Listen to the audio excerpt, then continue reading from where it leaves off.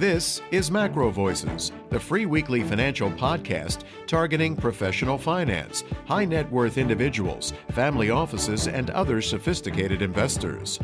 MacroVoices is all about the brightest minds in the world of finance and macroeconomics telling it like it is, bullish or bearish, no holds barred. Now, here are your hosts, Eric Townsend and Patrick Ceresna.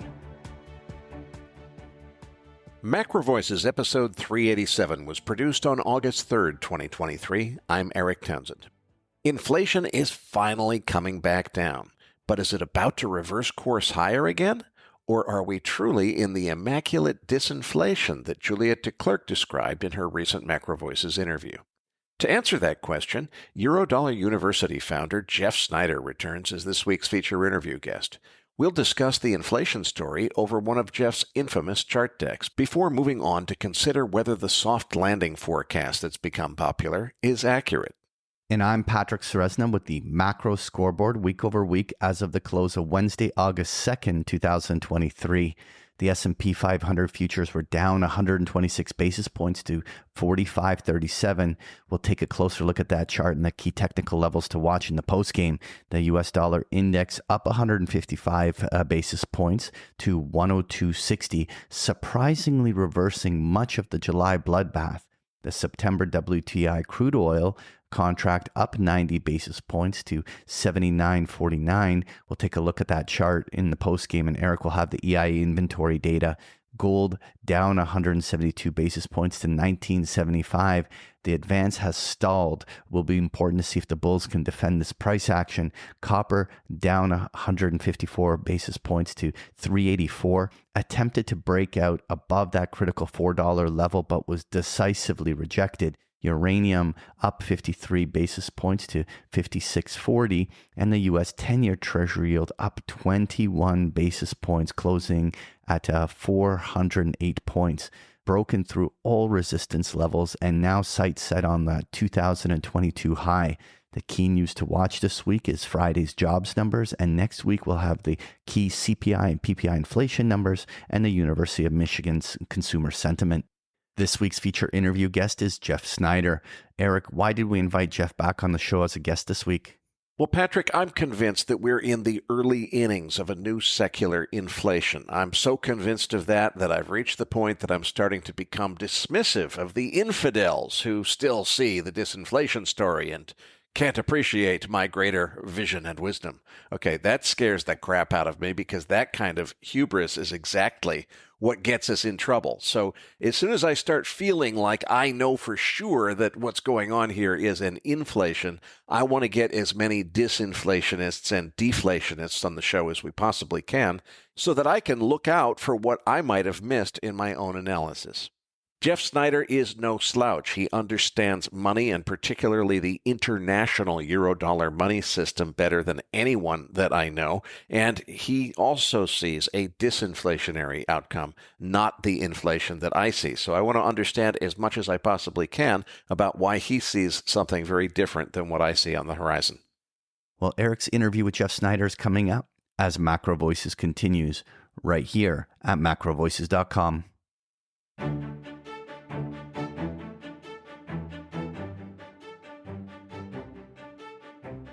And now, with this week's special guest, here's your host, Eric Townsend. Joining me now is Eurodollar University founder Jeff Snider. Regular listeners already know Jeff is famous for his slide decks. New listeners, you're not going to want to miss it. So be sure to download the slide deck. You'll find the download link in your Research Roundup email. If you don't have a Research Roundup email, just go to our homepage, macrovoices.com. Look for the red button above Jeff's picture that says looking for the downloads. Jeff, before we dive into the slide deck, which is largely about inflation, I want to come back to one of our previous conversations where you told us that prices were going up and they were going to continue to go up and there was going to be no inflation. And that, of course, confused a lot of people. There's a few folks in our audience who know exactly what you're talking about. It's this distinction between consumer price inflation and monetary inflation. What's the difference? But more importantly, why should we care about anything other than the price inflation, which is what affects how much money you got left in your wallet? Yeah, I mean, that's a great question to start with because the last part first, consumer price inflation, as we define it, as a supply shock, which we'll get into here in a minute, versus the monetary variety, which is really legitimate inflation.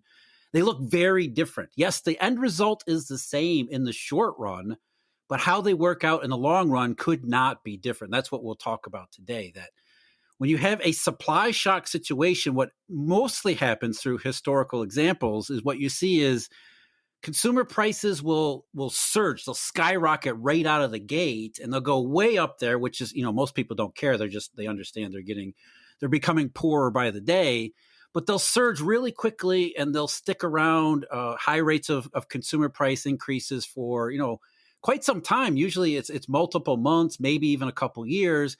But then regardless of what happens in monetary policy, the Federal Reserve or central banks, consumer prices will begin to slowly decelerate so that over time, and this is usually a multi-year process, all on their own, consumer prices will reach a new equilibrium. They won't go back to where they were before the supply shock, but consumer price increases will stop so that at least we reach a different stable equilibrium as far as prices go. Whereas monetary inflation, which is real inflation, worked very differently. And that's where you get into sustained increases and sustained advances in consumer prices that go on year after year after year after year, like we saw in the 1960s and 1970s. The distinction we need to make here is that the supply shock version is not because of money printing or bank credit or anything of that kind of nature. It's instead, as the name implies, a shock to the economy that causes some imbalance between supply and demand, like we saw in 2020, where the only way to adjust and reconcile those imbalances is through prices. Whereas the other type, real genuine inflation, is from a sustained increase in either money supply or credit supply to the economy. So in the modern economy, that's the banking system, like we saw in the 1960s and 1970s. So it's a difference in where it comes from, and ultimately it's a difference in how it ends and how it gets resolved. Well, I'm going to argue that maybe the most important thing is figuring out whether this inflation that we've clearly been having is transitory, as a lot of people, yourself included, have said. It's because of supply shocks. It's the aftermath of the pandemic. This was to be expected. It's not a new secular inflation. Then there's other people that are saying, oh, whoa, but wait, it is a new secular inflation. It is a monetary inflation. What's going to be driving this is going to be less supply of crude oil, increasing energy prices. That's going to transmit to the rest of the economy. It's going to be a whole monetary thing. Well, if you're not sure which one of those it is, because it's too early in the story to know for sure, then I guess what you want to do is you want to look at the inflation itself and say, well, how do we characterize monetary inflation that might have long-term secular impacts, and we might expect it to be persistent? How do we characterize that or differentiate or distinguish it from supply shock inflation, which we expect to be transitory? Is that the idea? And if so, in this massive slide deck, do we have some slides that are going to help us distinguish between those two things?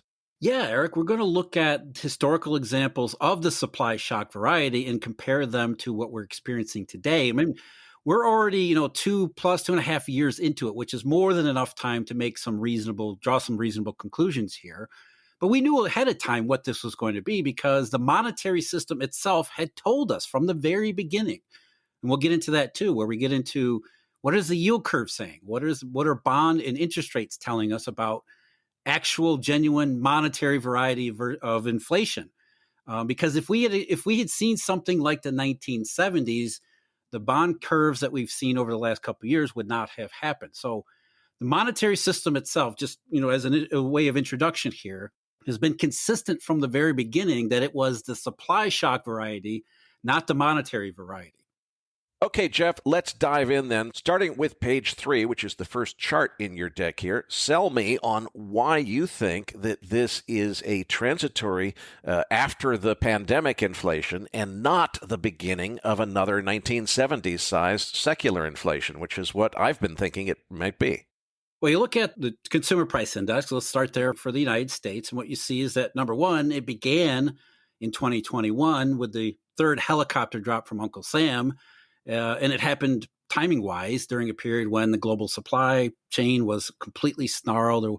COVID pandemic, lockdowns, all the stuff that everybody's familiar with. So the timing there begins with the supply shock getting going. But more importantly is where we've been since the middle of last year.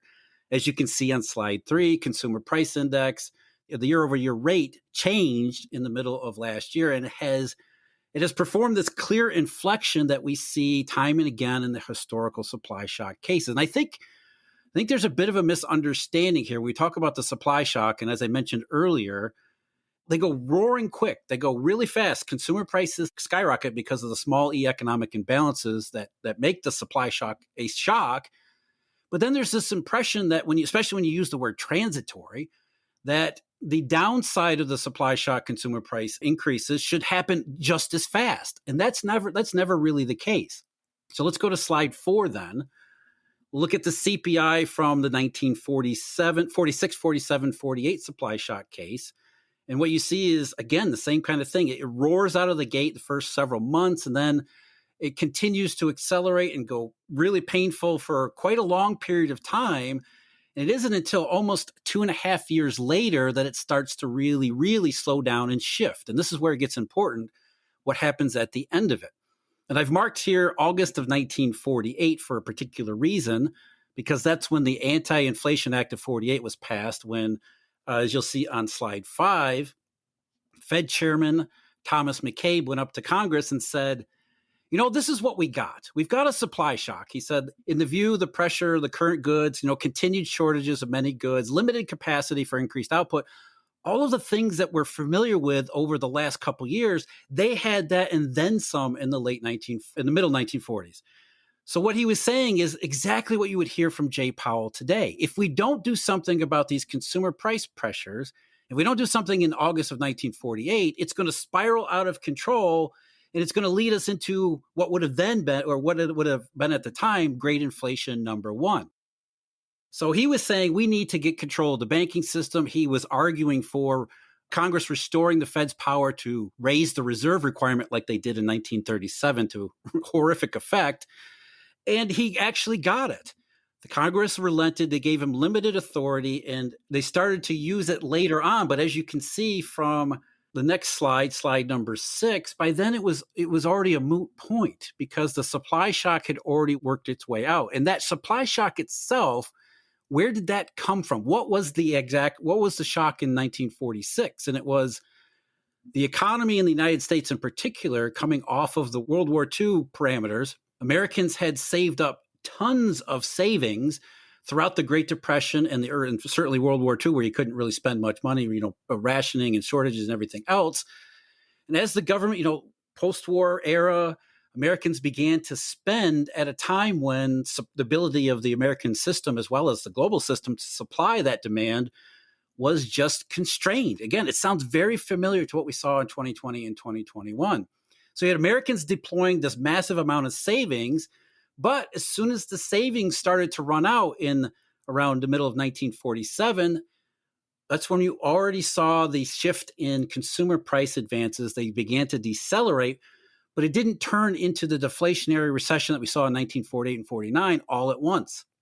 It was a slow deceleration over the next year or so, that even if the Fed had never gotten its anti-inflation authority in 1948, it wouldn't have mattered because, as you can see on page 6, by then, consumer prices were already falling off dramatically, even before the Fed contemplated using its authority in the middle of 1948. The supply shock case was already reaching its conclusion, which in that particular instance was a deflationary, pretty nasty recession late in 48 and 1949.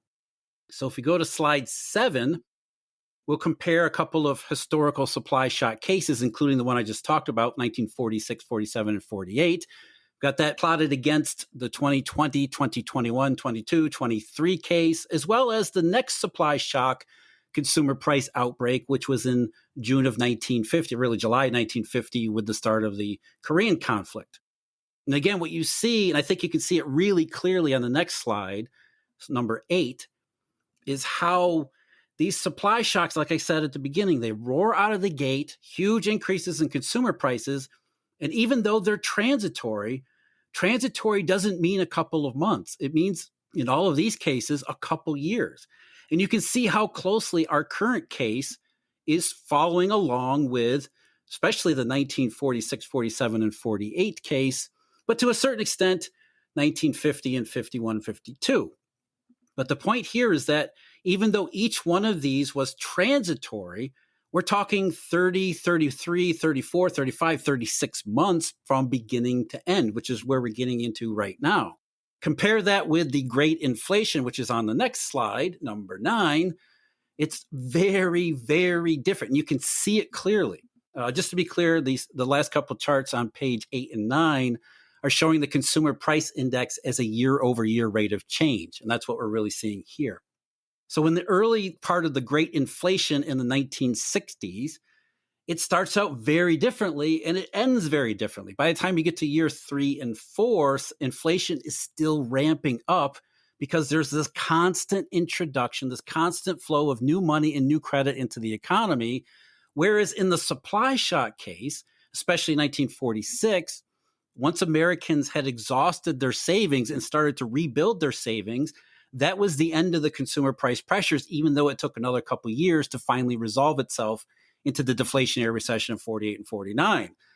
And that sounds a lot like what we're seeing over the last couple of years. Now, it wasn't savings like in 1946, where Americans were not saving in the late 2010s into the early 2020s, but it was like savings altogether because of Uncle Sam's intervention in the economy with the helicopter drops and everything else.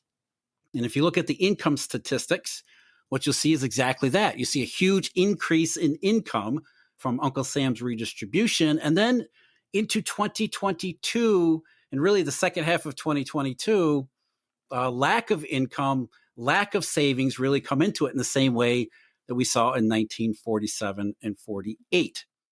So what we have from these 3 different cases is 3 potentially different endpoints. How does this resolve itself? The first one is the one, I think that we'll see throughout the rest of the presentation here. The evidence is pointing toward a deflationary recession, very much like the 1940s. There's also the possibility it ends up like the early 1950s, where we had a relatively short supply shock. It was pretty severe, but then it went away, dissipated into a soft landing, which you hear a lot nowadays. And then the third possibility, as you raised, Eric, earlier, was Great Inflation 2.0, which I don't see really any evidence for that, including right here. When we look at what the consumer price behavior has been over the last couple of years, there's a reason it resembles those other two and not the Great Inflation. And that's because we don't have the constant influx of new money and credit. In fact, in 2023, we have the opposite problem. We have a growing credit crunch, which I think contributes more to the deflationary recession, which is already developing on its own terms. Jeff, how do we measure where we are in this story right now? In other words, we know there was a massive wave of inflation because of the pandemic and the supply chain disruptions and so forth. Then it's kind of transitioning into disinflation. Does it go all the way to deflation? What happens next? How do you know where we are in the story, and how do you monitor where it's going from here? Yeah, because that's really the big question now is, okay, we see the disinflation. Even the Fed says we've disinflation, but what's next here? Do we continue on into the deflationary recession? Do we hit the soft landing that everybody's looking for? And so where do we look for? What do we look at for clues?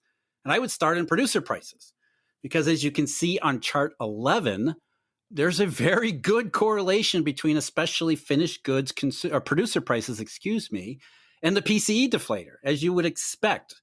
It's not a perfect correlation. Nothing ever is. But I mean, when you're talking about economic data, high frequency macroeconomic accounts, that's about as good a correlation as you can see. And producer prices, not just in the United States, as we'll see around the world, they're already solidly deflationary. So if we follow the producer price index in the US, where it's going, that's already negative. It suggests that the consumer price index, or in this case, the PCE deflator, is likely to continue to decline too. We see that in more close up on page 12. The producer price index is leading the consumer price index, or in this case, the PCE deflator, lower, really since, again, the early part of last year, and then consumer prices really turned around June. Even before the Fed got going with its rate hikes, we were already into the supply shock inflection. You look at the The overall PPI on page 13, again, you see the June inflection, more determined deflation, even though it's intermittent recently, as since November. So from November, we see more negative months than not, which has left the overall PPI just heading into deflation itself. And as I just said, this is not just a U.S. phenomenon. It's a global phenomenon. You look on page 14, even the Euro PPI, which is negative, and here I've got the Euro area core PPI, core prices. That's another thing you hear a lot about, stubborn core prices. Well, here we have producer prices in Europe that are really negative in the month of May, which I believe is the latest data we have, already negative in April. So 2 straight months of declines there. And that's core producer prices, which lead the European consumer prices too. Slide 15, Japan, guess what? Deflation in producer prices in Japan. And I think the big one is on the next slide, page 16, China. Chinese producer prices have been a bellwether for global, not just global trade, not just global manufacturing, but the overall direction of the global economy. And we've already seen up to June Chinese producer prices that are declining at a rate we've only seen it a couple times in its modern history. Far and away worse than 2020. We're about equal to the lows of 2015, 2016, which was a devastating time for much of the world, especially emerging markets. We're getting into the territory exclusive company like something like 2008, 2009. So if we're looking for clues about how disinflation in consumer prices is going to resolve itself, are we going to hit the soft landing? Are we moving into deflationary recession? From the perspective of producer prices, there's not much leeway here. There's not much doubt here. Producer prices are solidly deflationary. And the reason is because economic circumstances are becoming more and more recessionary. So we've got deflation in producer prices. We got consumer price disinflation that's moving further and further as we go. Thinking about the recent data from the PC deflator as well as in Europe, which I think we'll get into in a minute. But either way, where is all this going? The producer prices are moving the entire economy toward the deflationary recession outcome, which I think you can see pretty well on slide 17, where I've taken the Chinese PPI and measured it against U.S. wholesale sales. And once again, we see a absolutely tight correlation with producer prices in China and business-to-business sales in the United States, which suggests not just further disinflation, but also further deflation in the U.S. economy as it relates to Chinese producers who aren't producing as many goods, which is also consistent with a recessionary environment. The reason why we say Chinese producer prices are such a good bellwether for the economy is that you can correlate almost anything with the Chinese PPI. It tells you about the direction of the global economy. Here I just threw up the ISM manufacturing because we got the data for that today, which again, another bad number for the ISM, suggesting more contraction, more disinflation, if not deflation in producer prices, which goes along with this globally synchronized disinflationary, deflationary trend that is still developing in every bit consistent with the supply shock case. Jeff, so far we've been talking about macroeconomic indicators. Let's go to the markets, things like a yield curve that really tells us from the market perspective what's happening. Yeah, so we'll go to slide 19. The near-term forward spread, that's something that central bankers at least had mentioned before. When the yield curve first inverted back in March of 2022, everybody said, no, we're not going to pay any attention to that. We only pay attention to the near-term forward spread. The near-term forward spread looks at the 3-month rate today, and what the market believes the 3-month rate will be 6 quarters ahead or 18 months ahead.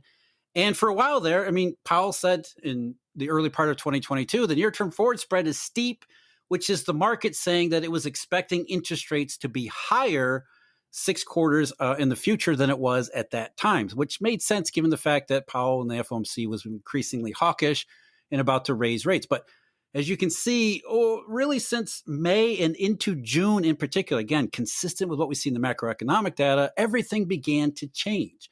So that by the time we get to November, the near-term forward spread had inverted. And that's about the time you stopped hearing anybody at the Federal Reserve or anywhere talking about it.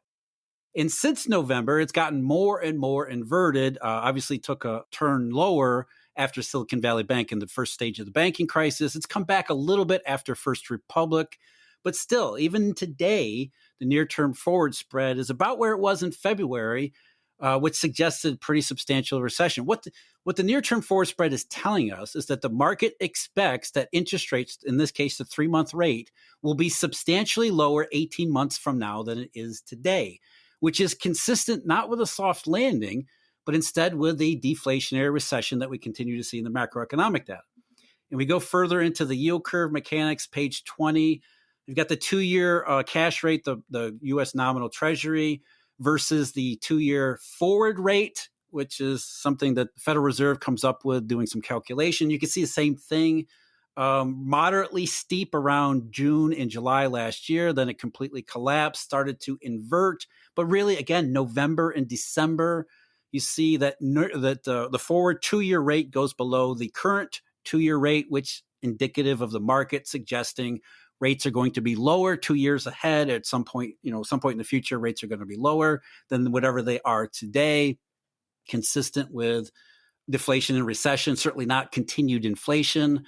Same thing, next page 21. That's just the 1-year forward rate and the 12-month treasury bill. Same thing. Market expecting interest rates to go lower in the future.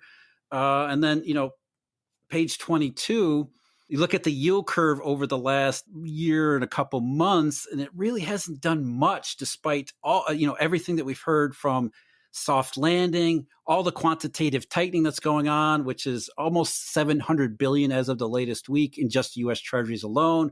We've got all those rate hikes in between. We've got any number of commentators saying that inflation is going to pick up again. What do they call it? Transitory disinflation. That was a term that came up earlier part of this year. And through all of that, despite everything that should be highly negative to these bonds, and not just in the U.S., but all around the world, everything that should be highly negative, highly sensitive long-term treasury bonds and government bond instruments, they really haven't done anything since last June, which is when, again, going back to our macroeconomic data, that's when everything really started to shift, when the downside of the supply shock case really started to show itself. Ever since then, the bond market has said, we don't really care what the Fed does. We don't really care about quantitative tightening. We don't really care about these soft landing narratives that come up. We're pretty sure that we've got this supply shock case nailed down. And so whether it's the U.S. Treasury curve, the German curve, and up until recently, the Japanese curve, although still to an extent there, the markets are saying disinflation leads to a deflationary recession. Jeff, tell me more about this soft landing thing. It seems like we've replaced the phrase dovish pivot, which everybody was expecting imminently, even though nobody was really sure why.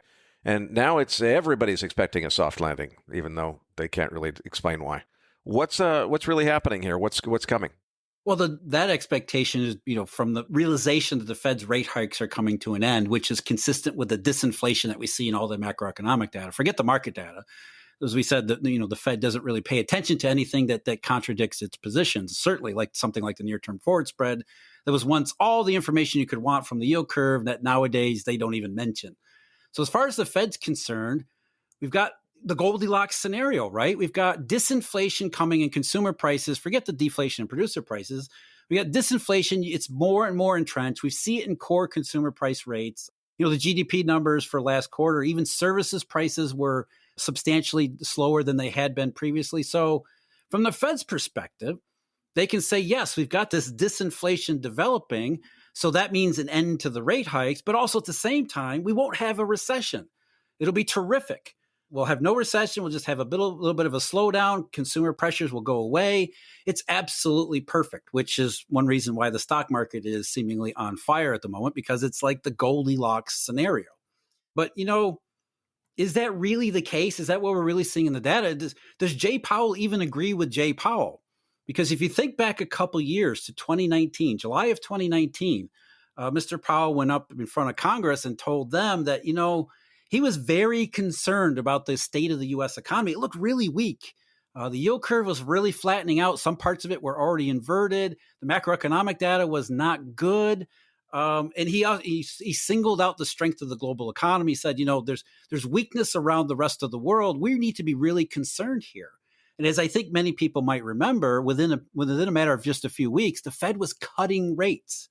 At the end of July 2019, they began a series of rate cuts that also included a quantitative easing in there. So we would expect if Powell back in 2019 was very concerned about recession in the economy, and today he's very constructive on the economy and consumer prices, we should be able to tell the difference in the macroeconomic data. So if the soft landing is what we see today versus he was afraid of a hard landing in 2019, that's not what we see in the accounts. If you go to slide 25, nominal GDP in the second quarter of 2019 is actually a little bit better than it was in the second quarter of 2023, despite the positive interpretation of the recent GDP report. Then slide 26, that's real GDP, which was actually better in 2019 than it was in the last quarter. Slide 27, price deflator. The Fed still says they're worried about consumer prices when the GDP price deflator, as you can see, is down dramatically from where it was in the middle of last year. Again, that June inflection, consistent with the supply shock. In fact, the price deflator in the second quarter of 2023 was a little bit less than in the second quarter of 2019. They're about the same there. So as far as inflation pressure or consumer price pressures, there's not a whole lot of difference already. And you can see that, I think, in the next slide, 28, the implicit price deflator for goods, just strictly goods, for the last 3 quarters running, that's the end of 2022 into 2023, thoroughly disinflationary consumer prices in goods, again, consistent with what we saw in 2019. But you look at some of the other monthly indications and other non-GDP related indications. Here, I'm just showing you the ISM manufacturing.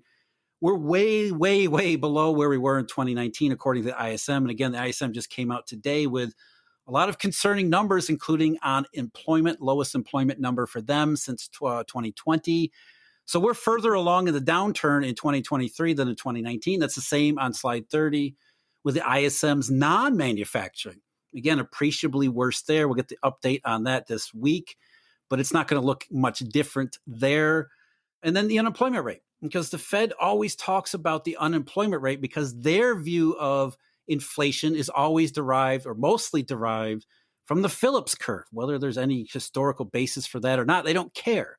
So they always talk about a tight labor market as well as a low unemployment rate as a risk to consumer prices, when the unemployment rate in June 2019 was exactly the same as it was in June 2023, I think 3.6% in both months. So in 2019, the Fed said, we're worried about the economy, we're going to start cutting rates, whereas in 2023, the Fed says, soft landing, more inflation risk.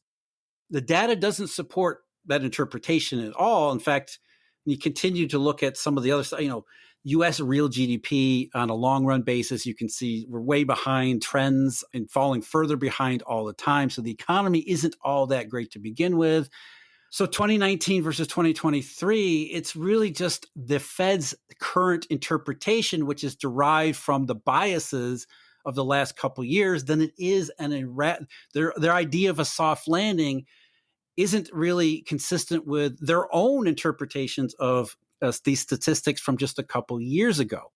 So it's really just their bias and their reading of more often than not, that just the unemployment rate and some of the other labor market statistics than it is an overall assessment of the economic situation.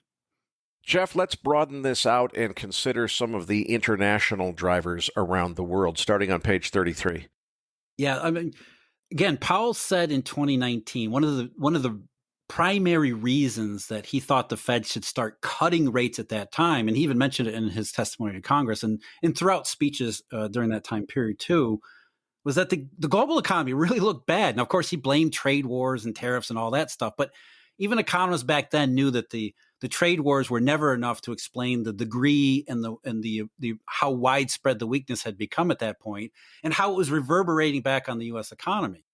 So that's a part of our deflationary recession or soft landing argument here in 2023. What does the rest of the global economy look like? Because, if the Fed was worried about it 4 years ago, shouldn't we be worried about it today?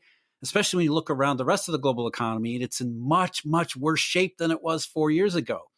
As you said, Eric, starting on page 33 with Germany, earlier this year, German Chancellor Olaf Scholz, the German government put out a report that said Germany was going to avoid recession when, even at that early stage, Germany was already in recession. And I don't mean a technical recession, even though, yes, the fourth quarter GDP in the GDP in the fourth quarter of 2022 and the first quarter of 2023 turned out to be negative, which you can see on the next couple slides, 34 and 35.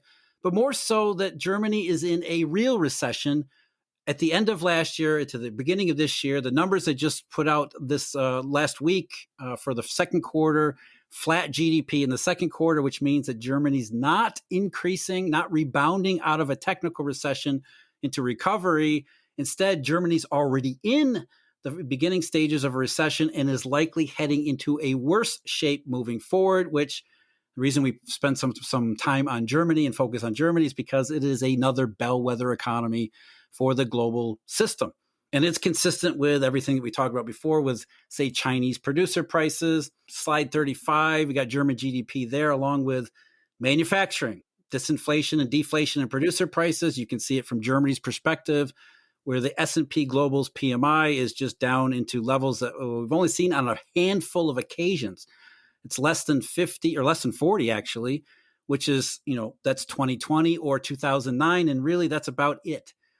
So the level of the goods economy, or demand in the goods economy, is consistent with ongoing deflation in producer prices and further disinflation in consumer prices.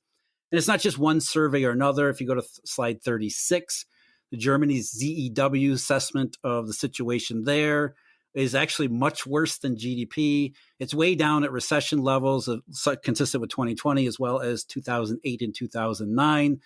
So if Germany's already in recession and looking to stay in recession or maybe get worse recession, that's not a good start for the rest of the world, especially when you look at slides 37 and 38, where we have German trade, which by volume is already at lows consistent with the Great Recession 15 years ago. And I don't mean rates of contraction. I mean actual volumes of trade is the same as when we were at the worst parts of some of the worst economic circumstances in modern history. That was already 15 years in the past. And I think this chart here and the next one on page 38 really highlights the problem that many people have, is when you see the values of imports or the values of goods that have been traded around the world go high because of the supply shock, you associate that with a red hot economy. When you look at these trade statistics and a lot of other statistics, including real GDP, what you see is that the actual amount of goods that were traded, the actual amount of demand for goods as well as services, was masked by that increase in consumer prices and producer prices to an extent. So we were confusing consumer price increases for a bunch of things, including genuine inflation, as well as an actual red hot economy in recovery, where when you look around the world at these trade statistics, you see that the economy never really got recovered all that much, and it has already fallen off to a substantial degree, which matters because as the nominal economy starts to roll over, we start to move out of the supply shock, increasing prices, therefore increasing revenue to a lot of these businesses around the world. They now have to normalize their own individual operations to volume that is so much less than people realized.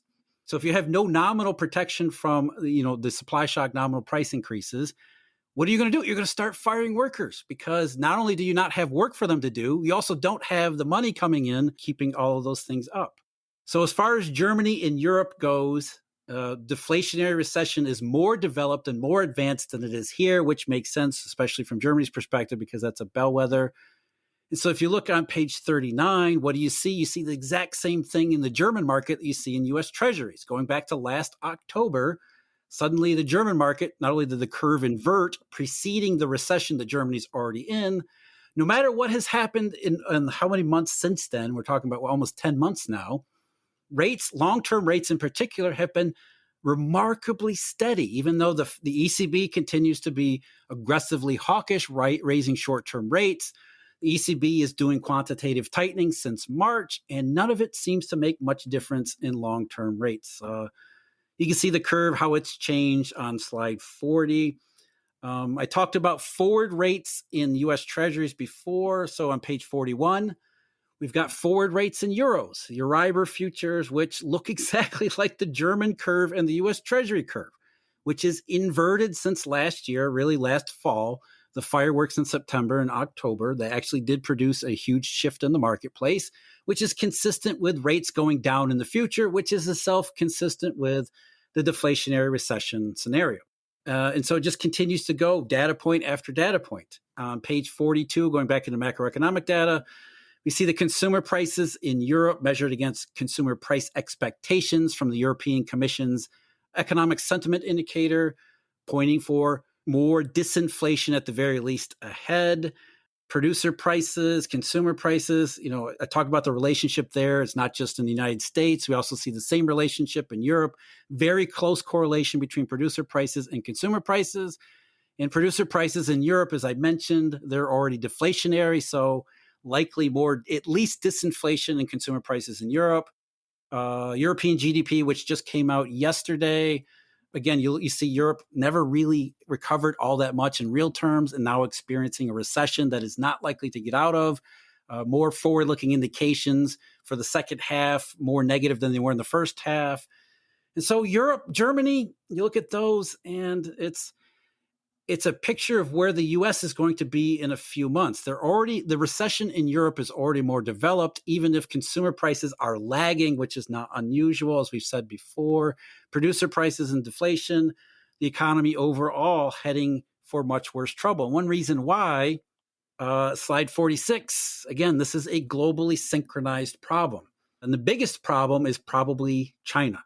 Slide 47, the Chinese GDP is just a mess. And the last GDP number, around 6%, is actually much worse than it appears. That just had a high base effect comparable to the second quarter of 2022 when China was locked down to a high extent. You also see just horrible retail sales numbers in China. The last one for June was 3%, I believe. There was a time when anything less than 7 or 8% was considered a recession. Now we're lucky. China's lucky if they get 3%. And that's with an easy comparison. Slide 49, fixed asset investment. And you can just keep going through all of these economic statistics from China. What you see is exactly what we started out with. You go to slide 50 and 51, trade numbers.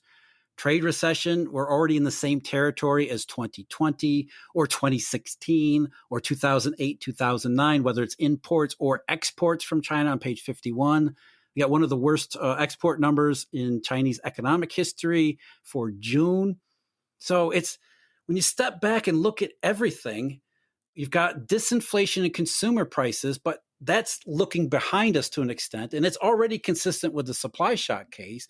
Looking ahead at what producers and markets are saying, producers are already cutting prices to try to deal with the lack of demand. At the same time, markets are pricing forward from that lack of demand, as well as deflation in producer prices and disinflation in consumer prices, saying this is only going to continue, especially as it spreads everywhere around the world. Now, I focus here on Germany, Europe, and China, as well as the US. You can look at other places around the world that are in similar circumstances because it really is a globally synchronized trend.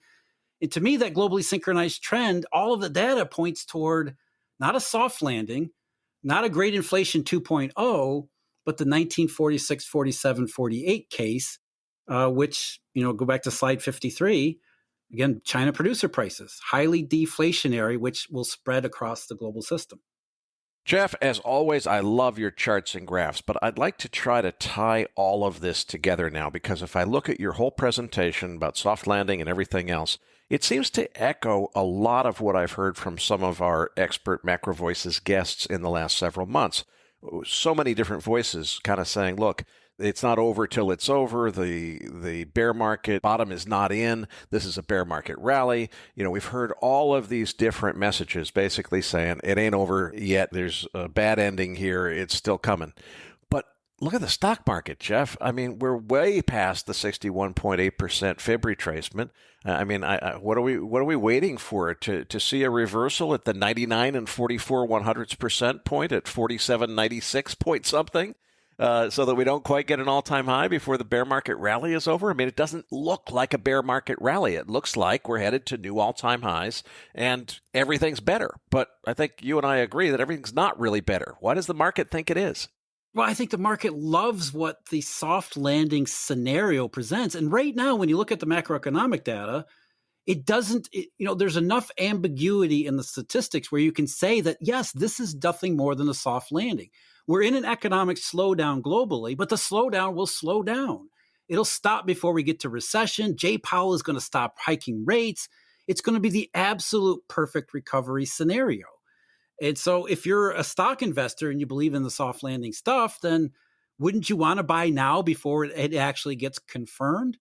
And so the question is whether or not the market is sending us a useful fundamental signal of the future possibilities, which I don't believe stocks really do. Or the biggest bull trap you've ever seen, which is what it's sounding like to me. Yeah, I think that's exactly it, Eric. I absolutely believe that's the case. And I think, after you think about it this way, when did stocks hit their high? That was late 2021. And so for the last year and a half, everybody's been sitting back saying, oh, this sucks. I need to get back in the market. I want to get back in the market. I need to get back in the market.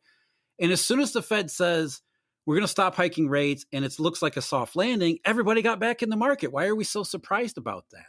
And to me, again, equity prices don't really have a whole lot of fundamental signals involved with them. And it's really a reflection of what people are thinking and therefore trading on. And if people are buying the soft landing story, then the stock market will be literally buying the soft landing narrative, which is exactly what I think is happening here. And I think it all falls apart the moment we get a negative payroll print or the unemployment rate jumps above 4% and continues to rise. I think the employment numbers, which is what everybody bases their narrative on, once they turn, that's going to be the, this is a trap moment. So you think that because that's really the important confirmation or catalyst for the next leg. You think the thing to watch for is a soft print in employment data specifically, or what exact print should people be watching for to say, okay, here it comes? Yeah, well, I mean, some of the macroeconomic weakness we've seen so far hasn't really made a dent. Like I said, I mentioned the ISM, others PMI data that's just really ugly. Overseas economic accounts that are really ugly. Stocks don't care about any of those things. I think like the Federal Reserve, equity investors or a lot of people who are buying stocks have really focused in and have tunnel vision on the employment data. Because what did Janet Yellen say? As long as the unemployment rate is low, we won't have a recession. And I think a lot of people believe that, which is the wrong thing to believe. The lowest unemployment rate in U.S. history was hit the month before a recession began. The unemployment rate doesn't really tell us anything about future cyclical conditions, but I think a lot of people have bought into it because the last couple of years have been pretty bad for stock investors. And the idea of a soft landing without rate hikes, no recession, it's tremendously alluring up until that unemployment rate number changes or the payroll report becomes negative or something that pierces the fantasy that we're going into a soft landing because the labor market appears to be so strong.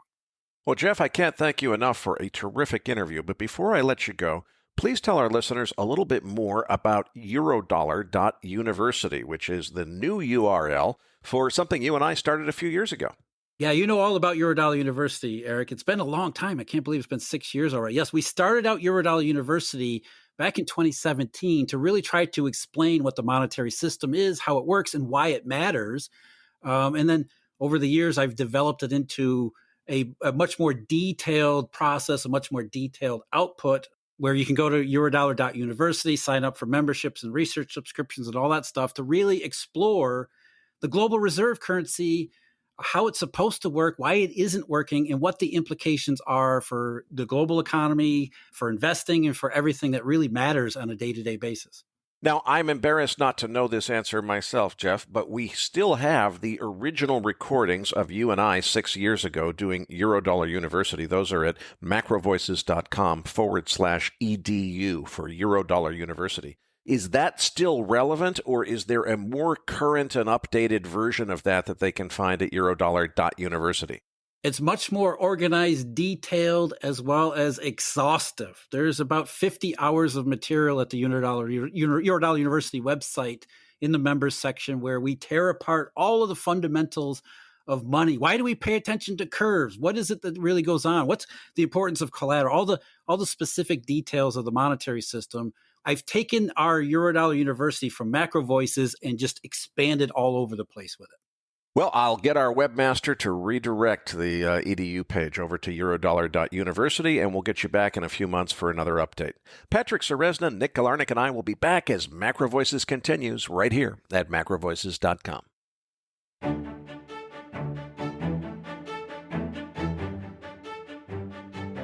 Now, back to your hosts, Eric Townsend and Patrick Ceresna. Eric, it was great to have Jeff back on the show. Now joining us again in the post-game segment is Nick Galarnik. Now let's get to that chart deck. Listeners, you're going to find the download link for the post-game chart deck in your Research Roundup email. If you don't have a Research Roundup email, it means you have not yet registered at MacroVoices.com. Just go to our homepage, MacroVoices.com, and click on the red button over Jeff's picture saying, looking for the downloads. Eric, let's cover crude oil, starting with the EIA inventory. EIA printed a record 17 million barrel drawdown. As far as I know, that's an all-time record, but remember the records all-time, it only goes back to the 1980s or so that we've been keeping these records. I'm still pretty sure in the history of the world, there's never been a 17 million barrel drawdown in a single week from U.S. oil storage ever before. Meanwhile, the Biden administration has given up on refilling the SPR, scapegoating OPEC and changing market conditions, saying they're going to wait for lower prices that are probably not coming. So I don't think we're going to see the SPR refilled. Hey, I think I heard a podcast someplace where they predicted that. Cushing, Oklahoma, drawing down 1.2 million barrels. Gasoline building, not drawing down, but building 1.5 million barrels. That was the surprise on the board. Distillates drawing down 796,000 barrels. U.S. production holding unchanged at 12.2 million barrels. Tape action, well, there was a huge rally because the API had anticipated the inventory. It's a great big rally right up to the release of inventory. And as much as this was an all-time record high drawdown and therefore a bullish print, it was that surprise loss of demand in gasoline that really kind of surprised the market. And I think there was also a certain amount of buy the rumor, sell the news effect here. So it was right after inventory came out that the market collapsed by several dollars. But again, I think this is a case of the market just buying the rumor and selling the news. As far as where we stand in the bigger picture, these breakouts above the 100 and 200-day moving average, which are now sustained, definitely spells at least what looks to me like the beginnings of a new bull trend. And that certainly is in line with what Dr. Anas Al-Haji predicted, although he thought it would come later in the year into Q4 or maybe into Q1. Perhaps we're seeing early signs of that. I still don't discount the possibility of that blow-off top in the stock market that Darius Dale predicted. If that were to happen, it could result in a reversal of everything, and we could still see new lows on oil. But unless we get that dramatic reversal where there's a stock market crash or something of that magnitude, it looks to me like we finally have the beginnings of a sustainable rally in crude oil. I'd love to see a retest of the 200-day moving average on the continuation chart. That's right around $77 on WTI. If we were to retest that now as a support level rather than as a resistance level, and then rally back off of that back above $82, which so far has been the high in this move, those would be the signals that would tell you that we really have maybe the beginnings of a new structural bull market. It's still early to say, but I think things are beginning to look pretty good. Yeah, Eric, I put that 200-day moving average on the chart on page 2, and I find that this is such an important moment. First of all, oil was so bearish going into June, and it really was trading along its all-time lows, just really asking the question, could we see a breakdown to 60 or 55 or something lower on the downside? And this rally throughout July just had so much bullish progress in the fact that it completely wiped out the sell-off that was occurring into the start of May. And now that we are above the 200-day moving average, this is the first sustained period above the 200-day moving average in a year. You have to go back to the first 3 quarters of 2022 to see a period where we were above that 200-day moving average. So we've had this 1-year oil bear market. And what's going to be really interesting to see is that now that we've seen this pullback over the last 24 hours, it's going to be really interesting to see whether the bulls buy the dips. and whether they can maintain that price action north of that 200-day moving average. If we see generally a bullish behavior of dips being bought and price action being well defended, then we could see this as a base during this consolidation that allows oil to go and retest some of those third quarter highs from 2022, where it was trading near $90. And nonetheless, we're in the midst of some sort of a little correction, and now it's going to be about seeing what happens next. Let's move on to equities. What are you thinking here, Eric? Well, 46.12, which I mentioned last week as a technical level that was holding the market, has continued to hold. Now we're seeing the market, at least on Wednesday, starting to trade off significantly.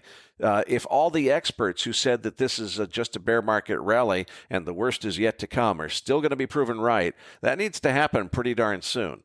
Remember, Darius Dale was one of those bears who was saying that the downside is still to come, but he also predicted that right tail risk was what was going to happen first. So far, it seems to be playing out the way Darius predicted. Are the bears really going to be proven right in the end? Well, it's still early to say. Yeah, I want to talk about that 46.12 high in just a moment, but let's get Nick involved in this conversation. Nick, obviously a big reversal here the other day on the S&P. The volatility is expanded. How do the support resistance levels look on the S&P based on the options market? So the spot price right now is approximately 45.15 on SPX. There's a call wall above at 46.50 and a put wall pretty much right where we are right now at 4,500. The implied move for the August 18th OPEX, which is about 2 weeks away, is plus or minus 100 points. So the upper expected move is about 46.15, just below that call wall, and the lower expected move is 44.15. Key resistance is at 4,600 above. Key support below is at 4,500, 43.50, then 4,300. Now, my thinking here is that if we do break below that 4,500 mark and stay below it on close, we'd likely see a fast flush down to that 4,400 area. That might coincide with Apple's earnings tonight if they have a weak report, which should sell the market off into tomorrow. Interesting you say that the Apple earnings, because Apple and Amazon are going to be obviously the things to watch going in from an earnings season. And it's really almost the end of the earnings season, which really has not seen anything really bullish about it. But what I find interesting is this correction, if I go on page 4 on the S&P, started with a direct test into the highs from the third quarter of 2022, right around that 46.12 level Eric was talking about. What's interesting is that we had this upwards channel that was the decisive bull trend higher that really got us up here, but we now have definitively broken that channel. Now, typically, and very similar to the market correction that we saw in June going into early July, was this kind of 100-point drop over 4 or 5 days. And it got bought on dip pretty quickly. And right now, this pullback actually has many of the same characteristics. It's a 3-day sell-off now that's just over 100 S&P points, coming right into some very important Fibonacci zones right around this 4,500 level. This is a moment where we're going to find out whether the character of the market has changed or the personality has changed, because up until now, when we get these types of pullbacks over the last 2 months, they almost immediately get bought on dip. So will we see actually a positive reaction maybe to Apple and Amazon that maybe has this bought on dip and sends it right back to 4,600? If we see that the bulls don't show up and this becomes a deeper correction, then that 50-day moving average, which lies around 4,440, is going to be the magnet. And so that 4,400 level just down below is going to be a place where we could see some testing. But if this was a correction very similar to the December and or February market corrections, which ended up being 300-plus point pullbacks, then even a pullback as deep as 4,300 could happen. With all of that said, there is still nothing bearish about these charts. They are still very clearly in bull trend. And this is a correction that was typically expected once you have an advance as fast and as far as we've already gone. What will really be the valuable information throughout the month of August is going to be the way that dips are being bought and whether or not the bulls are able to re-achieve or regain some of these previous highs. If we see see that this market becomes very distributive, larger increases in implied vols, we'll talk about that on the VIX chart in a moment. If we see that it becomes very distributive, then I'm going to get far more bearish off of these levels. But certainly, we now have established a key swing high that is going to be something we're going to be discussing in the weeks to come. With that said, let's just quickly touch on those NASDAQ levels. Obviously, the NASDAQ is going to be an important factor here because of the Apple and Amazon earnings coming out here after we recorded this. And so what levels are you watching here, Nick? So the spot price on NASDAQ right now is 375 approximately. We have a call wall above at 385 and a put wall just below at 370. The implied move for the August 18th OPEX is plus minus 12 points. So the upper expected move would be 387 and the lower expected move would be 363 approximately. Now we have resistance just above at 400 and then at 409, which are the all-time highs, and key support just below at 370. Again, as I said in the past weeks, I do think that tech is very overextended and the multiples on PE are very, very high right now relative to historical averages. And I favor the small caps in terms of the Russell over the NASDAQ. So I'm not inclined to really buy any of these dips unless we see a substantial sell-off in the realm of 5 to 10%.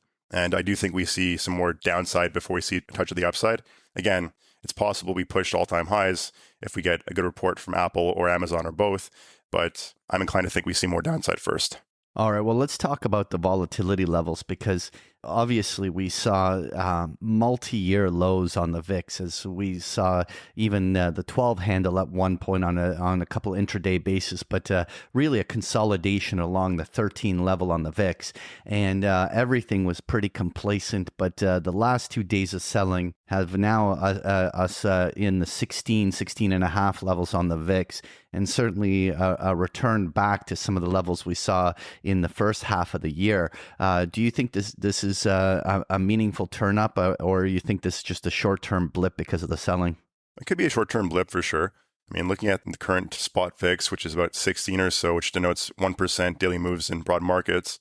I mean, I touched on it last week and the week before that these low levels on VIX, we have these events that come out of left field, catalyst events, that is. So this week, for example, was the Fitch downgrade of US, which caused a spike in the VIX and also a correlating decline in broad markets. Also looking at, things like the US dollar, for example, which we'll touch on in a sec, that's rallied back up as well a little bit. So there's a confluence of events right now that are pointing to a bit of risk off perhaps as we get into the late summer. But right now, again, premiums are getting a bit more elevated, which is kind of nice if you're selling premium, which I am myself.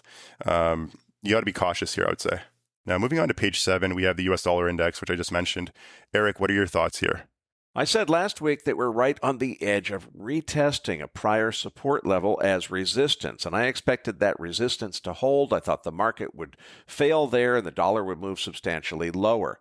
That was proven wrong this week, at least my prediction as to where it was going to go. Remember, technical analysis doesn't predict future prices. It only predicts where the forks in the road are likely to occur. And I think we correctly predicted that's where the fork in the road was going to be. I thought it was going to take the other fork. What all this means is now we have a new signal, which is a false breakdown reversing above the prior support level to reestablish the prior consolidation range. The next big tell is whether the dollar can rally above 103.75, which would signal a trend reversal to the upside.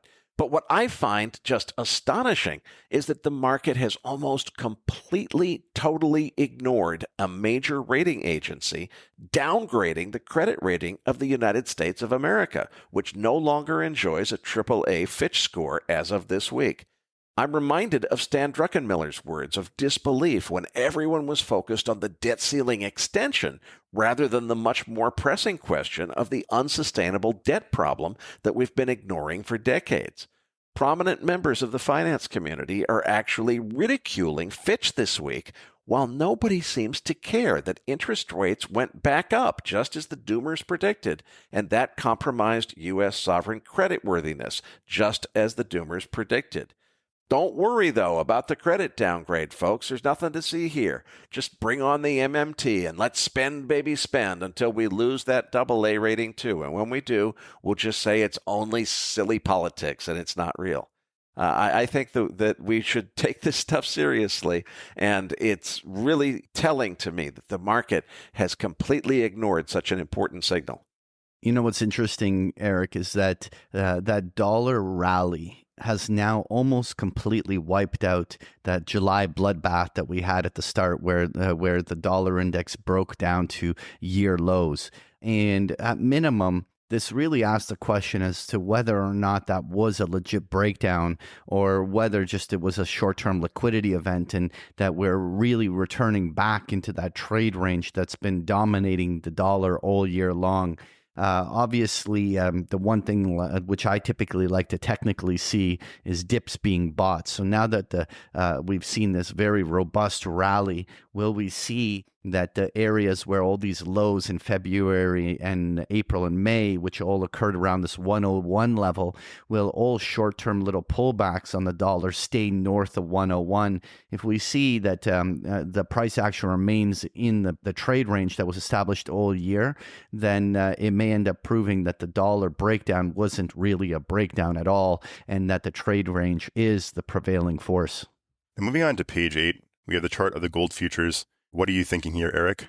Well, you'd think that if gold's major competition is the U.S. Treasury market, and that got a credit downgrade this week, well, that ought to have caused any rational investor to say, hey, gold's a better deal than Treasuries because it didn't just get downgraded by a major rating agency. And by the way, it can't get downgraded because it doesn't have any contingent liabilities. But there's no luck there this week. As I've said before, I think the Fed policy is going to prove more hawkish than most participants expect. That, not the fundamental factor of U.S. Treasuries being downgraded, is what's going to present a headwind for gold. I'm still hoping for a dip to 1860 or lower so that I can add to my long position. Longer term, though, I couldn't be more bullish. And what's interesting to me is that the bull scenario that I had for gold and silver really were anchored, obviously, on two factors. One is this pullback in rates, and two, in the U.S. dollar continuing to weaken. And simply neither of the two have manifested. We continue to see higher yields and the dollar strengthening.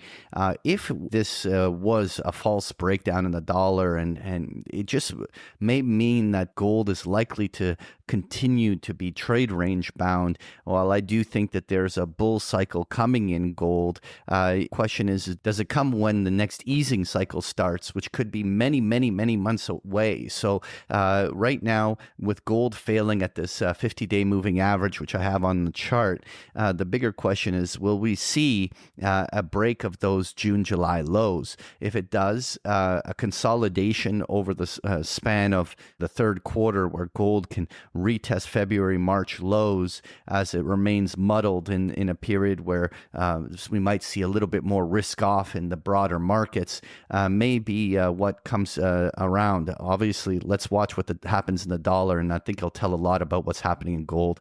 I want to move on, though. On page 9, I have a chart on copper. And what's interesting is that we had a very definitive breakout attempt above $4 on copper, which was decisively rejected. And while the ascending trend line, which I've drawn on here, has not been broken to suggest that copper is bearish, it certainly was a false breakout. And one of the things to watch on copper is whether this trend line does get broken, and whether or not copper is destined to somehow go and retest the lows from May and June.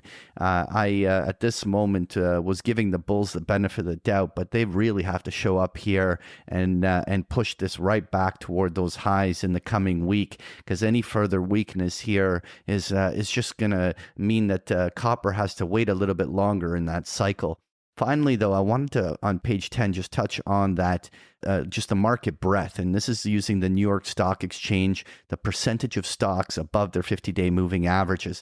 And really what it does is it just really shows how the market cycles through periods of large distribution to broad rallies. And we've gone from back during the regional bank crisis where over 80% of stocks were decisively being distributed in a downtrend, to now the reverse, where we had a very strong uptrend where 80-85% of stocks were very bullish. And this cycle tends to very well demonstrate the kind of expansion and contraction cycles. So now that we've been this overbought, we're obviously due for a pause, and it really is interesting to see that it is reversed here. And the question now is this a swing high in the markets? Obviously, we talked about the S&P already. It'll be interesting to see what happens in the coming days.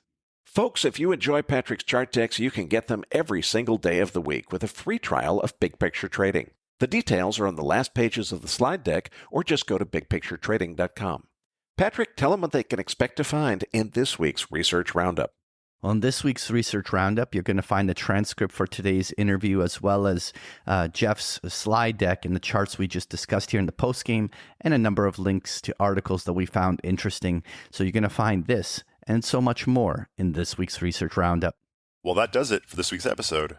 We appreciate all the feedback and support we get from our listeners, and are always looking for suggestions on how we can make this program even better. For those of our listeners that write or blog about the markets and would like to share that content with our listeners, send us an email at researchroundup@macrovoices.com, and we will consider it for our weekly distributions.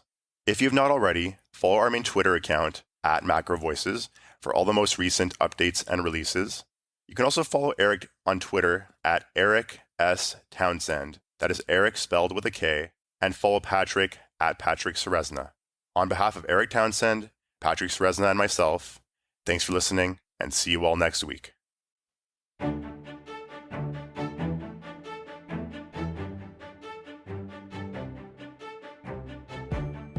That concludes this edition of Macro Voices. Be sure to tune in each week to hear feature interviews with the brightest minds in finance and macroeconomics. Macro Voices is made possible by sponsorship from BigPictureTrading.com, the Internet's premier source of online education for traders. Please visit BigPictureTrading.com for more information. Please register your free account at MacroVoices.com.